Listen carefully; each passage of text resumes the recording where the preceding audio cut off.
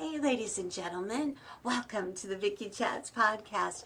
I have such a special guest in the studio with me today.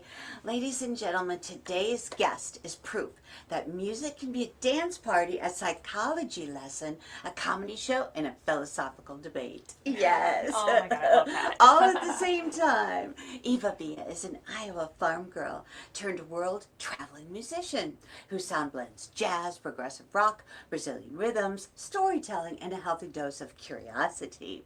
Her newly released album, The Happy Talent, is unlike anything you've heard before. It's a musical exploration of joy, creativity, imagination, and playfulness. Based on her master's thesis in psychology, every song teaches a different cognitive skill designed to help us become more adventurous, more playful, and a little less worried about what everyone around us is thinking. She's also already worked on her next ambitious project, The Ninth and 10th Commandments, which explores how psychology, neuroscience, philosophy, and faith intersect in our everyday lives. If you've ever wondered why adults stop daydreaming, why we're glued to our phones, or why so many people are afraid to dance like nobody's watching, this conversation is for you. Please welcome musician, psychologist, storyteller, and professional curiosity enthusiast, Eva Via. Oh my God, I love that intro so much. For those who don't know, most interviewers are not like this. By the way, like she does her research, she understands what makes the music and the artist special. You are like my favorite interviewer in the world, and that's not even an exaggeration. Oh my gosh, thank you so much, sweetheart. Oh, thank you for having so me. Precious. Okay, my pleasure and an honor. I'm happy to be back. Oh, thank you and welcome back. And since your first visit, The Happy Talent has finally been fully released. How does it feel to have the entire project out in the world? It is so amazing. Yeah. I worked super hard on this for a really long time, and I used a waterfall release strategy, which is like a new strategy where you release the songs one at a time instead of all at once. Because in the past, music came on physical, music things. Yes. I don't even know what they're called, but music things, round things, square things. And so everything had to come out all at once. Now you can release it one at a time to attract and appease online audiences who want a constant stream of new content. Right. But releasing the album this way allowed me to really take the time to add a whole new song to the album after I was 3 songs into the release. And I realized I'm working on an album that's about playfulness in adulthood. But I have not talked about 2 things that are essential. They don't seem related to playfulness, but they are essential to living a playful, joyful life. The first one is assertiveness. Because we cannot fully, freely, especially women, we cannot fully and freely explore in the world if we can't set boundaries around our time, around our bodies. If you can't say things like, please keep your hands to yourself, or stop touching me. I was telling you a story earlier about a female physicist that I know, a professor, and she was at a conference. And they were doing their networking hour, which is very important. And she's sitting at a table with all men, because of course it's physics. And the guy on the left side of her put his hand on her leg under the table, which is so gross and inappropriate. And she felt like, I don't want to make a scene. I don't want to embarrass him. I'm just going to pretend it's okay. Oh my gosh. And then the guy on the right side of her did the same thing. So she's sitting there at this conference with 2 hands on each of her legs. Oh my gosh. And so this is why assertiveness is so important. I spent so much time in my life being the only girl in a gym full of 30 dudes playing pickup basketball. I have traveled the world by myself. I spent over a year in Southeast Asia. I spent 5 years traveling in the U.S. I've been to South and Central America by myself. If I couldn't say things like, please leave me alone, you're bothering me. Stop. Don't touch me. I couldn't do this. And then the other skill that I didn't talk about on the album at all that needed to be discussed was learning how to care less what other people might maybe be thinking. You're not a mind reader. No. When you're dancing like no one's watching, you don't know if anyone's watching. All you can do is assume, and we're all a little bit self-focused, self-centered. Like when we're dancing, that's what we feel like everyone in the room is paying attention to. First of all, probably no one is even thinking about you. Second of all, even if they are, what are some ways that you can deal with that? Yeah. So that's what I talk about in track 6 of this album, which did not exist when track 3 came out. Yes. And for listeners who missed our first conversation, give us the elevator pitch. What exactly is Happy Talent? Okay, great question. The Happy Talent is a music version of my master's thesis in psychology, for which I studied, is playfulness a trait that you're born with, or is it a skill that you learn?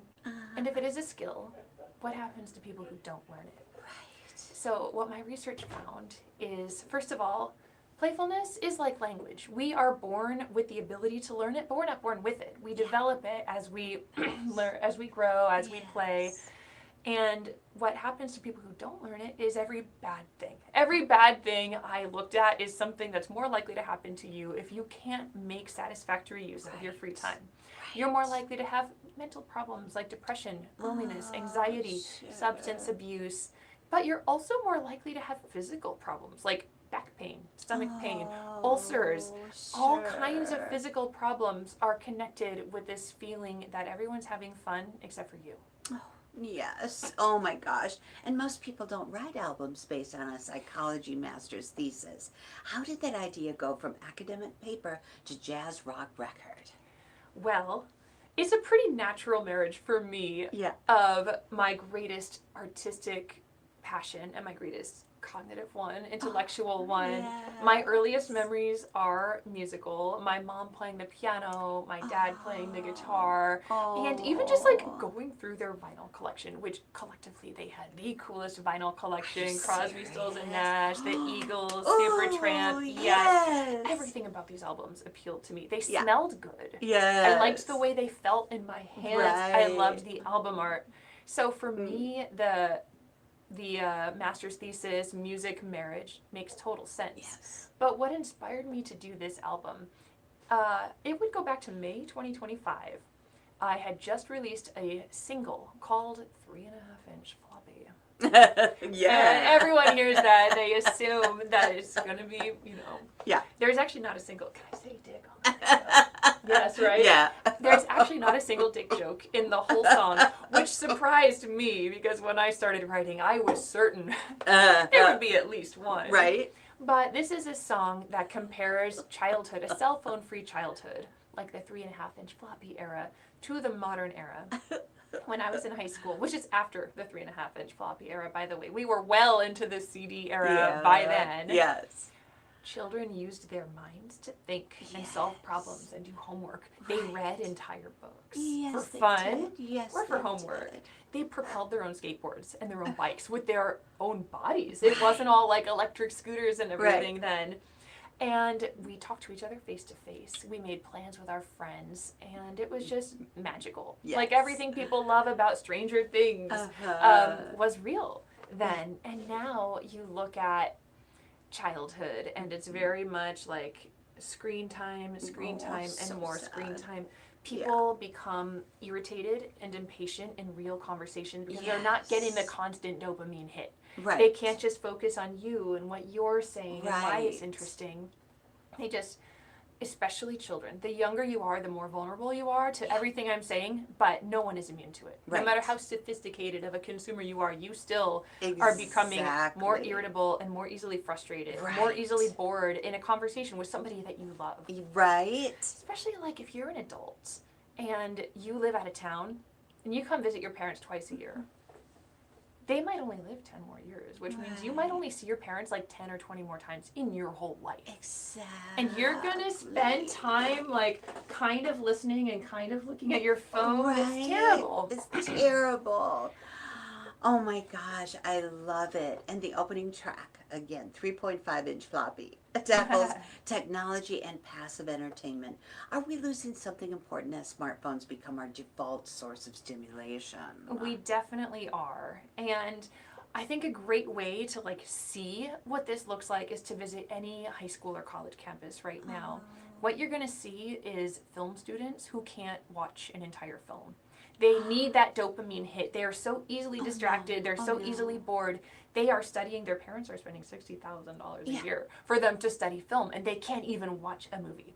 You've got my gosh. English and creative writing students who can't read a whole book, and their professors are forced to assign chapters or little snippets because they know their students aren't going to read the book. Oh my gosh. And, I just read an article by a Berkeley math professor who says she's spending time teaching pre-algebra to her calculus students at Berkeley. And that's because when you don't have to think to solve problems and do your homework, you're not ever going to learn how to think. Right. And for a lot of these students, it's not it's not exactly their fault.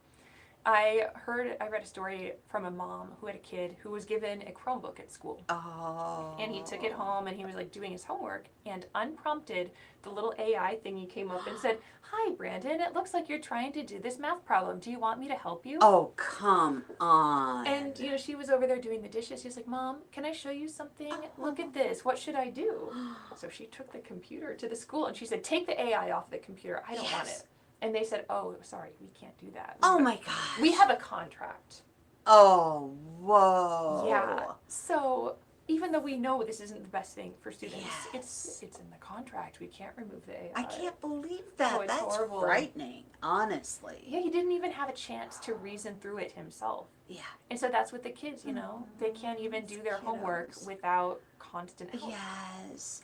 And one of the album's themes is imagination. When was the last time you saw someone truly using their imagination in everyday life? Oh my gosh, I love that so much. First of all, when you ask most adults, "Tell me about ways you use imaginary play in your life," they can't think of a single example. Oh.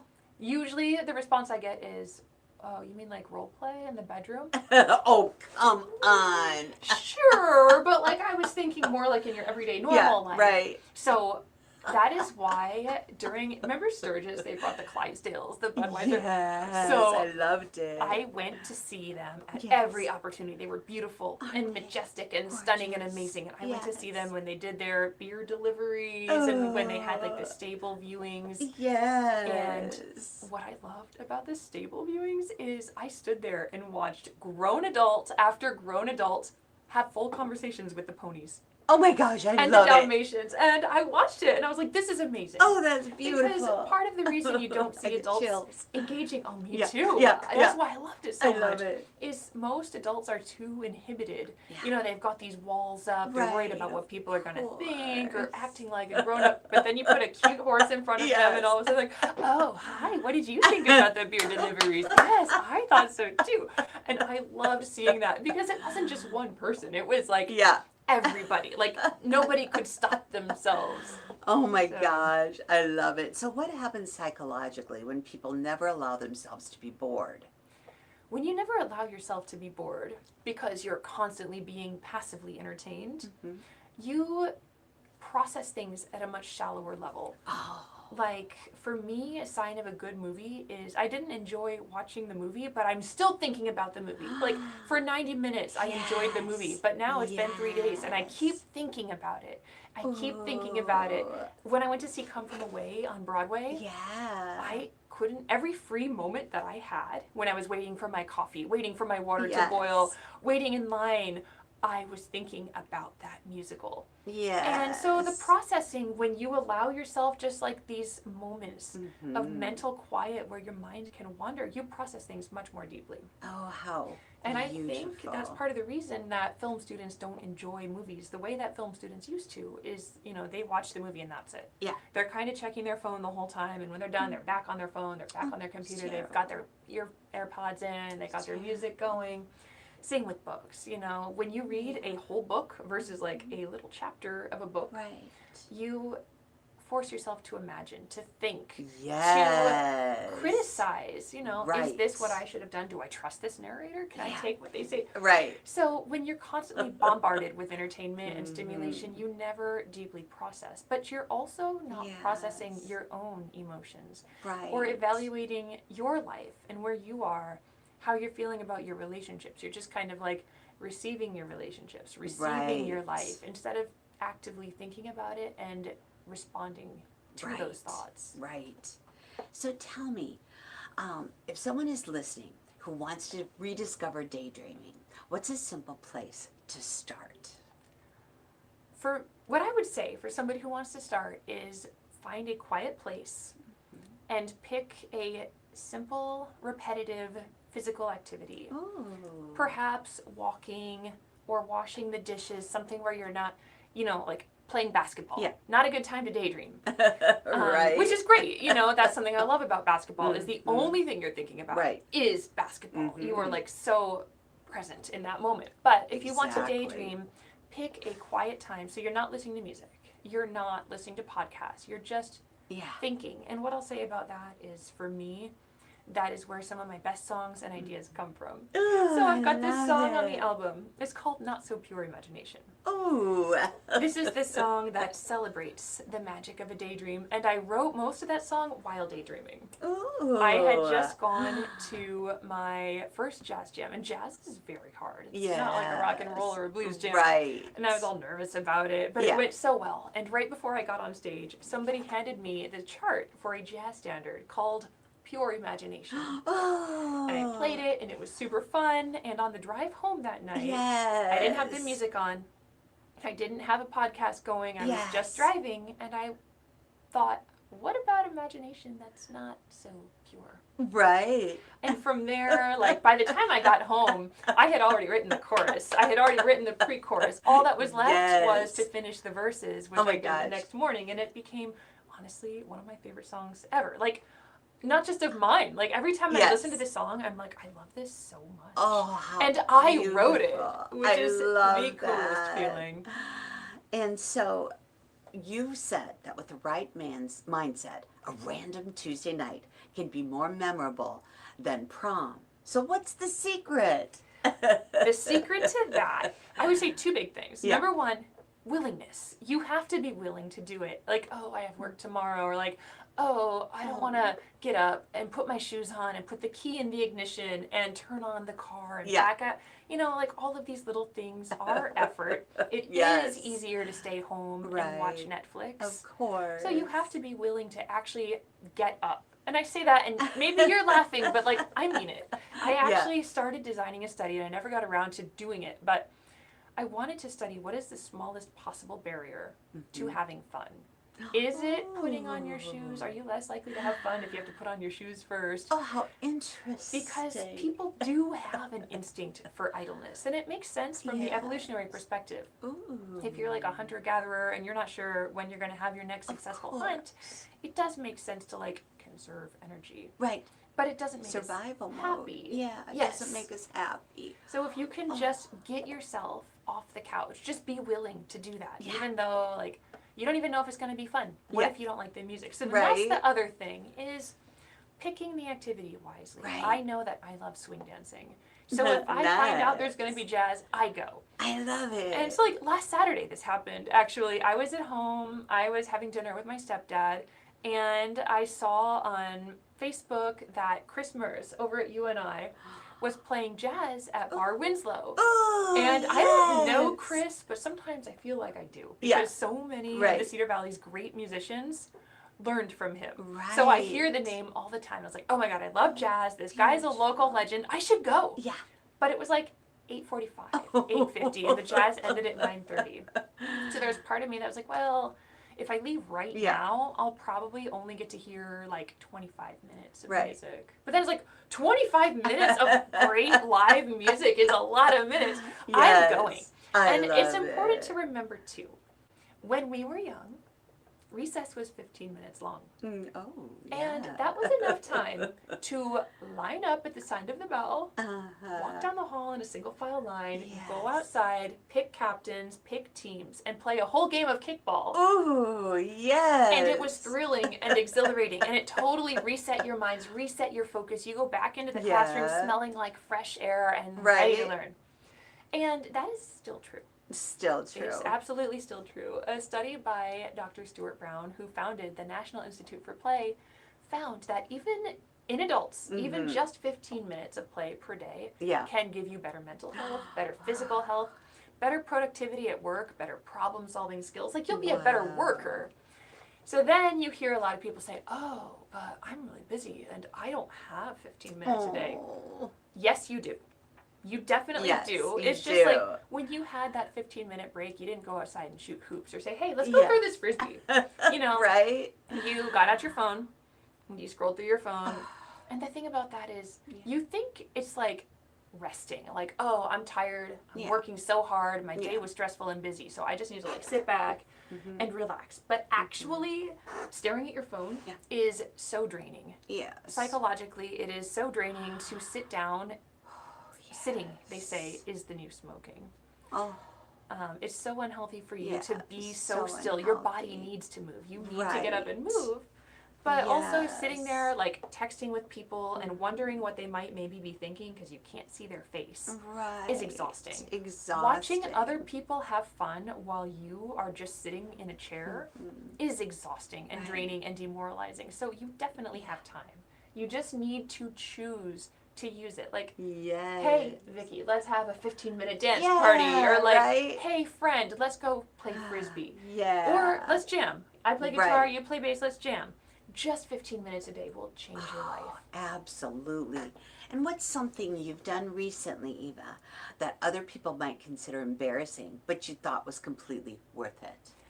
Okay. Every time I leave the house, probably I do things that others would find embarrassing. I talk to ponies. I talk to dogs. I sing everything. I play music on improvised instruments. Broken piece of boogie board becomes a percussion instrument.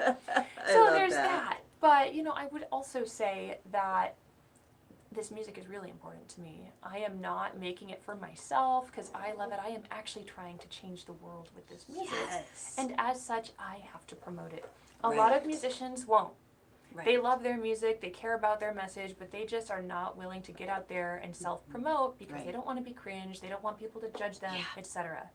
And I didn't either. To be honest, I did not. I was the same as all the other musicians when I started. Like, I would post a picture and say, hey guys, I have a show on Friday, come to my show. And that was my social media strategy. Then one day, I was recording with my percussionist, Joao Paulo Drummond. He is like the #1 flamenco guy in Brazil. He's a literal genius. And he's a session musician. That means he records like 40 songs a week. So he's setting up the mics around his congas, and he just says casually off the cuff, oh, by the way, Eva, your music is actually really good, and it makes me sad that you're not trying to promote it. And then he just got back to his drumming, and I was like, oh my God. He's a literal genius. If he thinks this is something I should do, I have to do it. And in that moment, I actually felt kind of sick because I felt like I had just accepted a part-time job that I didn't want, that I'm not getting paid for, that I don't know how to do. And the only way to learn how to do it is to do it in front of family and friends and any stranger on the internet who wants to make fun of me for it.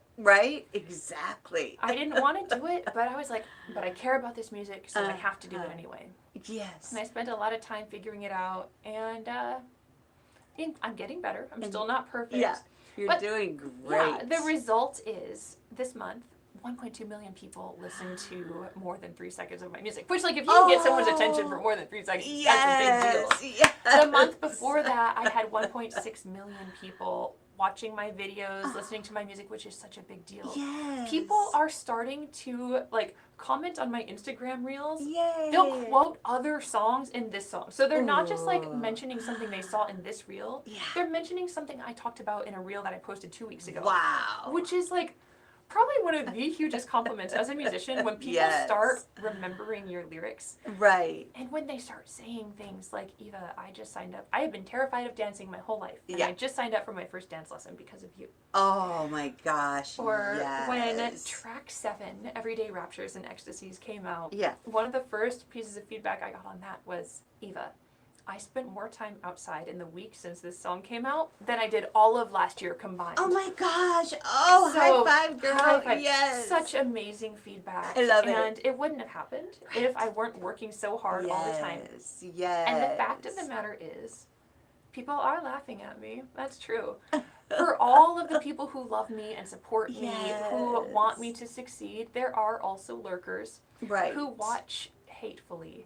Because they want me to fail. And they're out there, they're not looking for what I did well, they're only looking for flaws. Of course. And all I can feel about that is pity. You know, the reason they're that way is because they don't have the courage. They have dreams. Yeah. Everyone has dreams. Everyone does. But not everyone has the courage right. to chase them. Exactly. So if you're sitting there judging my social media while you yourself aren't pursuing anything, all I feel is sorry for you because you don't have the courage and you're never going to make something that people remember. Exactly. And another piece, sorry. Yes, good. This is important, I think. Sometimes other songwriters will ask me for advice, and I have a lot of things I could say. I could say, go through the last song you wrote and delete 80% of the metaphors because they're probably boring. That's really good songwriting advice. But another piece of advice that I often give is listen. There is no such thing as a songwriter you have heard of who doesn't have bullies and haters. Of course. If you know their name, somebody hates them. Yes. Taylor Swift, Beyonce, Bruno Mars. Even the Beatles have haters and people who say they don't know how to play guitar, and Ringo's a terrible drummer, which he's absolutely not. But everybody you have ever heard of has haters and bullies. Yeah. Right. And if people have heard of you, you will too. There you go. If you can't accept that, then this isn't for you. Right. Find something else, but you will have haters. And the two ways I think you can deal with that are, number one, believe in what you're doing. Yeah. Believe that you're working on the coolest stuff in the whole world. And you're making something only you could make. Yes. Like, to write The Happy Talent, you would have had to do your master's at Stanford and study this really niche thing that nobody was studying yet. You would have had to spend years traveling the world. You would have had to do stand-up comedy. You would have had to develop storytelling skills and spend your whole life listening to an increasingly eclectic mix of music. Right. No one could have written this album except for me, and it is important, and I love it so much. Yes. And then number two, you have to believe in your team. Yes. I can accept that you don't like this song. I don't even like every Beatles song. Yeah. And I love the Beatles. Right. So maybe you don't like this song, but I know it's not a bad song. Right. I know that because I have ears. Yes. And I know it because I've got Sergio on drums. Oh my gosh. I've got Andre on bass. I've got Vitaly on guitar. If these literal geniuses are playing on my song, there is no possible way it's a bad song. I love it. So believe in your project, believe in your team, and the bullies aren't gonna be a bother to you. That's amazing. And you've been very vocal about using real musicians and real instruments on your recordings. So why was that so important for this project? For this project in particular, it was super important because part of the problem I'm trying to solve is this problem created by AI that people don't think anymore. They're like, a lot of people are calling themselves songwriters now. Yeah. And all they did was like ask AI to write them a song. And then it's like, hey guys, look, I made something. And I didn't even have to do anything. And when that's how you're like creating, there's really no sense of mastery or ownership over your song that you wrote.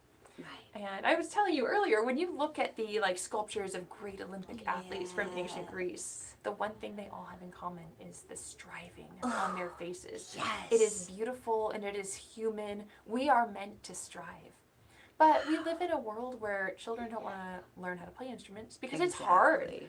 Right. Guitar is hard. Yes. Every instrument is hard, and sometimes it's painful. When you learn how to play guitar, your fingers are so sore. Right. Because you're pressing down on tightly strung pieces of metal for 30 minutes or an hour a day. Exactly. And a lot of people are just like, well, I don't want to have to do that. I could just ask AI. Right. But when you put in the time to master something, not only do you develop skills, and you also get this creativity. So the real musicians that I work with, they just do such an amazing job. They all bring more to the project than they are required to do. Like, all they really have to do, they don't have to give me feedback. No. They don't have to play a better, like, I was recording trombone yesterday with this Brazilian guy named Jonas Hocherman. Nice. And so he, like, played one of the lines from the song. It's a funk song, and it's so great. And he was doing an amazing job. He was like, you know, I played what you wrote, but can I do it again? But like with a little more, it's missing a little bit of, I don't know the word. And I was like, groove? Swing? And he's like, yeah, it was missing some groove. Can I just, so he played the exact same notes again, but it sounded so much better with like just that. And, you know, the machine is not there yet. Right. And even if it were, I still wouldn't use it because there's so much joy in the connection of working with other humans. Yeah. Some of the songs on this album wouldn't even exist without the musicians who play on it. Aww. They inspire me to write new things, explore new ideas. I think my favorite song on the album might be track 8, If You Hand Me a Hat While I'm Dancing, samba version. Oh. And I actually had already written this song as a jazz song. So track 2 is a jazz version of the same song. I wrote it to be jazz because it was inspired by something that happened at a jazz club. Ooh. And I wanted to be able to swing dance to it. I love swing dancing. That's beautiful. But then I was talking to my percussionist, and I watched some of his Instagram stories where he was doing body percussion. And it was like so playful and so fun. I was like, I need to reimagine this song with toy guitar, toy piano, some playful little trombone with one of those plunger things. Yeah. And no drums, just body percussion. Oh, And wow. so the first version of the song, the jazz version, it feels like dancing down the streets of New Orleans, which is so fun. But this samba version feels like sitting in the grass under a tree with all your friends. Oh. And so it's like, it's the same song, but totally different. Also, I stop in the middle and tell a dirty joke. So everyone should check that out. If You Hand Me a Hat While I'm Dancing by Eva Via. I love it. But yeah, that would not exist without the human musicians that I work with every week. Wow, that is amazing. And your new project explores the idea that good people may be only one bad thought or circumstance away from becoming bad people. What questions are you hoping listeners will wrestle with when they hear this album? It's a super good question. I love it so much. Good.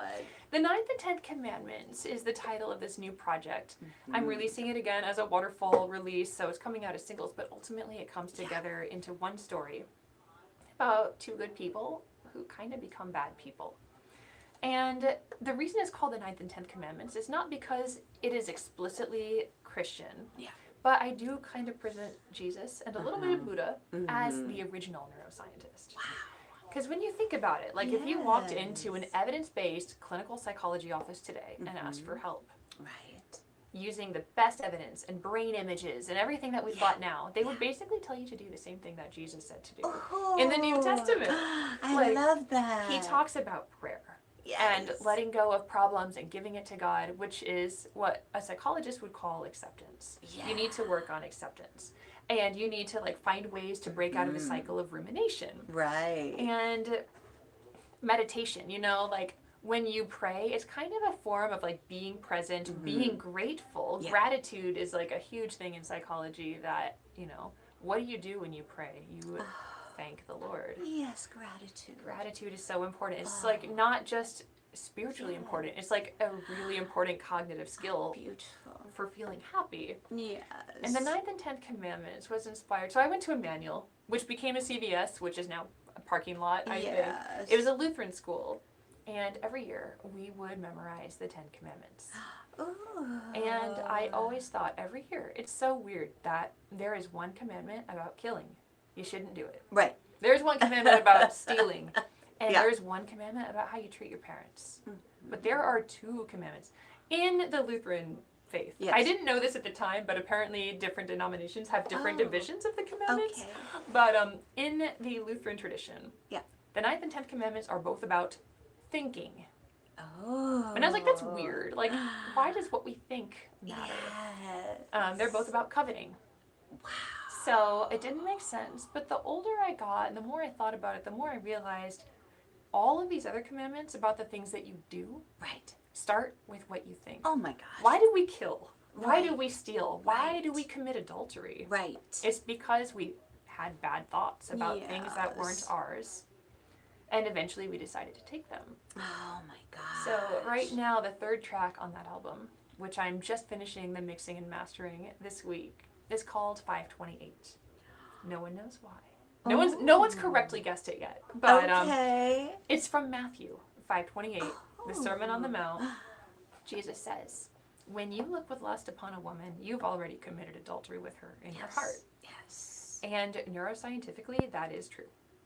If you put somebody in an MRI and you look at their brain and you tell them to imagine something that they know isn't true, part of their brain encodes that fantasy as reality. Our brains cannot distinguish fantasy from reality. That's not one of the things we are designed to do. Wow. So when you think, when you allow yourself these, you know, naughty little thoughts, when you allow yourself to covet, part of you remembers these fantasies as real. So say my friend's husband is kind of attractive. Yeah. And I know I'm a good person. Yeah. I would never. I would never. I'm a good person. Yeah. But it's okay for me to think about it because I'm a good person. But every time I think about it, kissing him or holding his hand or doing more than that, part of me remembers it as real. Yeah. And if you've already done something, you're much more likely to do it again. Right. So these thoughts actually push us toward this direction of like making the choice that you think you would never make. Right. I really do think all good people are one bad situation or bad thought from being bad people. Yes. So like going back to this husband example, and this isn't true, by the way, this is like, it's from the story. Yeah. But, you know, say I've been thinking sexy little things or romantic little things about this guy. Yeah. He's great. He's so perfect for me. Yeah. But he's my friend's husband. I would Right. Of course. And then one night, like I was supposed to get together with my friend. She got stuck in traffic. The weather was bad or whatever. So now I'm just like at her house with her husband. Okay, we decide to have a glass of wine. Okay, she's still not here. So well, let's have one more glass of wine. Okay. And now he's telling me, oh, actually, I haven't been happy in this marriage for a couple of years. I feel really trapped. I don't know what to do. And now I'm thinking, oh, and I've been having these thoughts. Maybe I was right. You know, you can do so many weird justification things, mental acrobatics. Right. And now we both had a little bit of wine. She's still not here. He just told me he's not happy in the marriage. Maybe our hands brush in the salad bowl. Ooh. And it's like a bolt of lightning. Yes. Now what?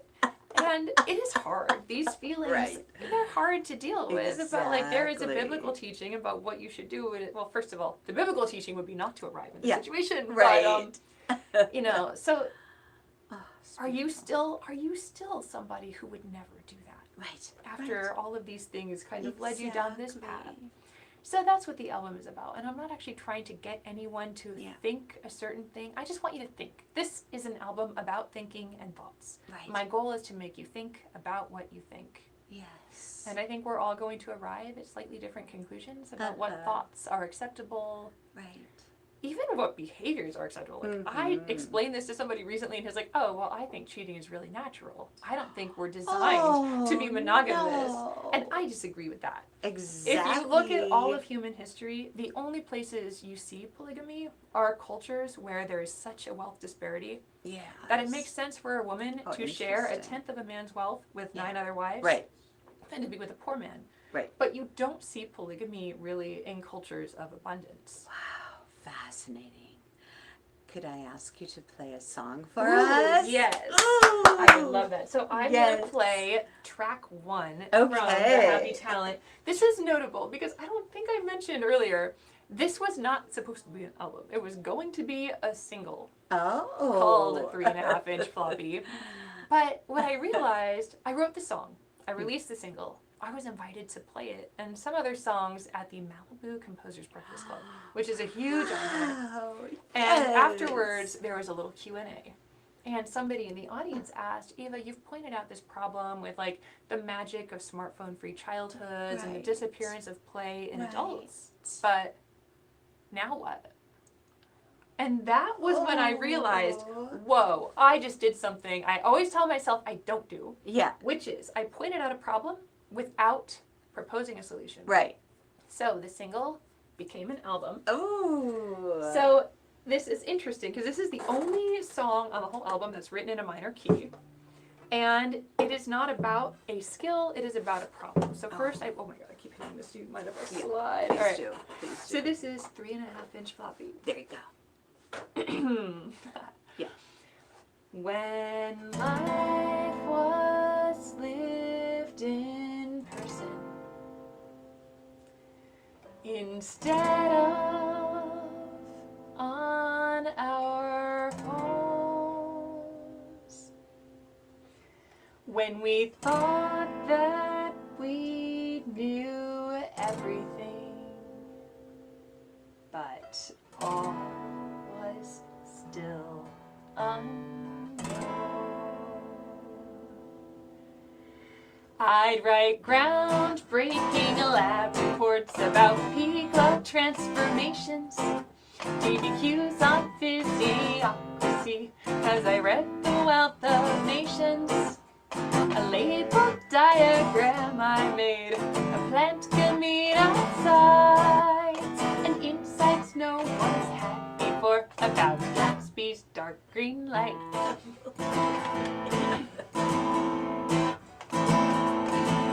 My 3.5-inch floppy, I finally hold the key to ponder and pontificate, unravel mysteries. My 3.5-inch floppy, my apple from the tree, the last time life would be this way, so care and worry free. We left our bikes and hearts unlocked. We weren't afraid of crooks. All we knew of death came from poems in our books.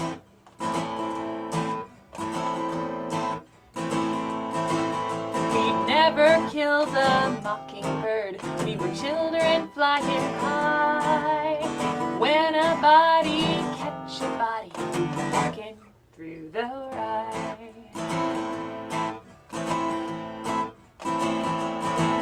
My 3.5-inch floppy, I finally hold the key to ponder and pontificate, unravel mysteries. My 3.5-inch floppy, my apple from the tree, the last time life would be this way, so care and worry free. Oh, I love There's a it. little more. Oh, there's a little more. There you go. Swings in the forest, hide and seek behind the stage. My only real responsibility was words on a page. Oh, so gorgeous. I Thank you love so it. much. Thank you so much. Oh, that's so beautiful. So, Eva, finally, where can listeners and viewers find the happy talent, learn more about your upcoming projects, and follow your journey? Now, the music is streaming everywhere right now, so Spotify, Apple Music, Amazon, wherever you listen to music, you will be able to find me, Eva Via. That's Eva Via. Yeah. Funny story, if I were going to go back in time and pick a new stage name, because my real name is Eva Glassrud, try to spell it. Right. No one in the history of my life has ever been able to spell it right the first time, hence the stage name. Yes. But Alexa doesn't understand it, and Siri doesn't always understand it. And a lot of people search for music by talking rather than typing. So advice to new artists, pick a name that people can search for by talking to Siri. Make sure Alexa can pronounce your name. Eva Via, E-V-A-V-I-A. There you go. I'm on every streaming service, and if you want to follow my everyday journeys, you can also look on Facebook or Instagram, Eva Via Music. Oh, and YouTube. So I love literally everywhere. Beautiful. Yes. Thank you so much, Eva. Thank you again for having me. My pleasure. Such an honor. And you'll come back again sometime, as right? soon as possible. Yes. All right. Thank you. Thank you. Ladies and gentlemen. Have a beautiful day. Thanks for